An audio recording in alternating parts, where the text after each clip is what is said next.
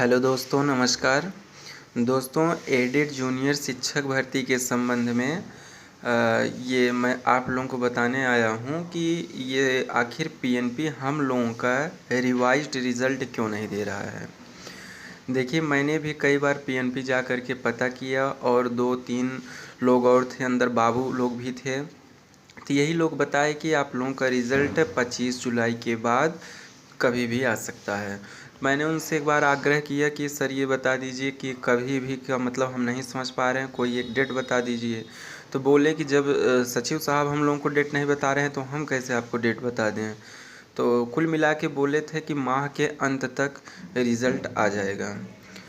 जैसा कि अभी कुछ दिन पहले अखबार में निकला था कि माह के अंत तक आप लोगों का रिज़ल्ट आ जाएगा। माह के अंत तक तो आज 30 जुलाई हो गया और कल और बचा है। 1-2 दिन में और इंतज़ार कर लेते हैं, आज शाम तक या कल तक इंतज़ार कर लेते हैं। लेकिन हम जहाँ तक बता रहे हैं कि न आज ही रिज़ल्ट आएगा न कल ही आएगा। ये अधिकारी और बाबू दोनों लोग केवल छात्रों को बरगला रहे हैं। जैसे कोई अभी हमारे किसी भाई ने फ़ोन किया था सचिव साहब को, तो वो बताएं कि अगले हफ्ते परिणाम आएगा। अब अगले हफ्ते कोई निश्चित थोड़ी है कि अगले हफ्ते कब आएगा। तो कुल मिला के ये सचिव साहब और ये शासन दोनों ये रिज़ल्ट नहीं देना चाहते हैं। इनको पता है कि अगर हम रिज़ल्ट जारी कर देते हैं तो सभी विद्यार्थी तब शासनादेश की मांग करेंगे और भर्ती प्रक्रिया को शुरू करने के लिए धरना करेंगे। हम लोगों ने जब पिछली बार 12 जुलाई को धरना दिया था तो उसमें यही बताया गया था कि 1 हफ्ता 10 दिन के अंदर आपका परिणाम आ जाएगा।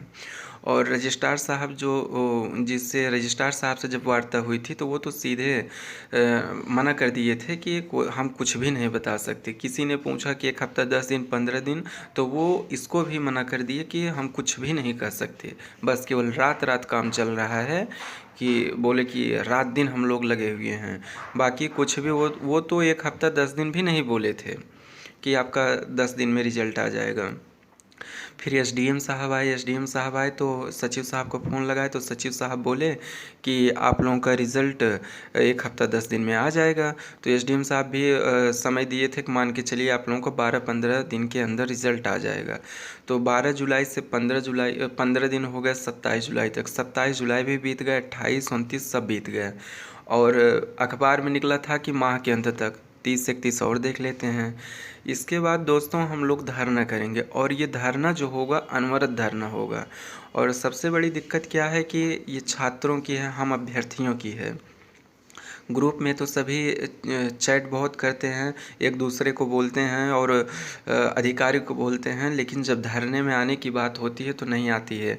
आखिर जैसे पीएनपी सचिव जो हैं वो रिज़ल्ट देने से मना कर रहे हैं, वो तो एक हवाला दे देते हैं कि हमको शासन से अनुमति नहीं मिल रही है। आप लोग भी अपना बता दीजिए कि आप लोग धरने में क्यों नहीं आते हैं। अगर कोई रीज़न हो बता दीजिए कि धरना में क्यों नहीं आते हैं। हम कह रहे हैं कि 1100-1200 आदमी 1100-1200 लड़के सब इस ग्रुप में हैं, टेलीग्राम ग्रुप में, व्हाट्सएप ग्रुप में कई ग्रुप बना है।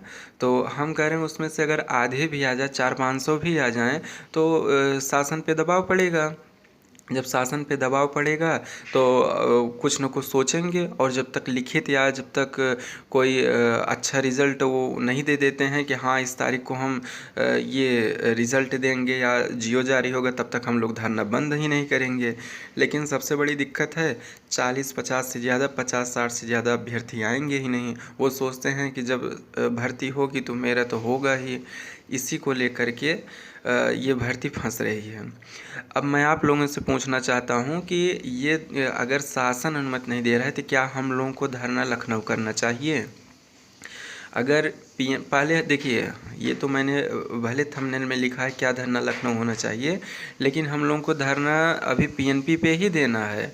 और अगर पीएनपी पे इस बार सचिव जी अगर रिज़ल्ट लेकर के क्लियर नहीं बोल रहे हैं, एक निश्चित डेट या 1-2 दिन में रिज़ल्ट नहीं जारी करवा रहे हैं, तो हम लोग उनसे पूछेंगे कि आपको दिक्कत कहाँ है, किसकी अनुमति नहीं मिल रही या किसका दबाव है आप पे कि रिज़ल्ट अभी मत जारी कीजिए। अगर शासन की बात वो करते हैं तो अब हम लोग लखनऊ ही धरना देंगे। जब तक लखनऊ धरना नहीं देंगे तब तक कुछ नहीं होगा। और ये पीएनपी सचिव बस केवल वर्गलाते रहेंगे कि 1 हफ्ता, 10 दिन, 15 दिन ऐसे ही बोलते रहेंगे। धन्यवाद दोस्तों। और आप लोग धरने में सभी लोग आइए।